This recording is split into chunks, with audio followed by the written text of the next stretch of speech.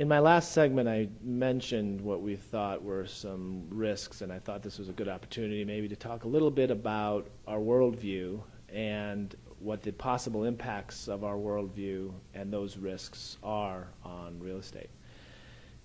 We've seen an enormous expansion of debt in most of the industrialized and developed world. In the United States, we just hit 100% of GDP. Greece has been over 100% for several years. Now we're approaching 130, 140% of GDP, and we're seeing what kind of stress that's caused to their economy. Italy's also over 100%, and we've seen a dramatic increase in their bond rates. I mean, their bond rates moved from about 3% to 6% in almost a matter of a month.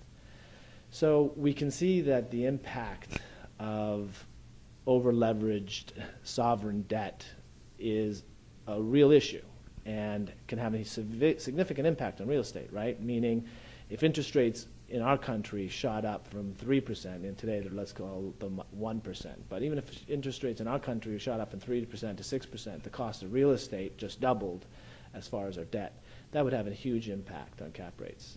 And we see that as a real risk. We do not have a solution today at the political level or the populist level to our debt issues. And we are growing our debt at the fastest rate of any nation in the world. We've got a 9 to 10% annual deficit compounding on top of 100% debt to GDP. There's no other country in the world doing that. Greece is not doing it. Spain's not doing it. Italy's not doing it.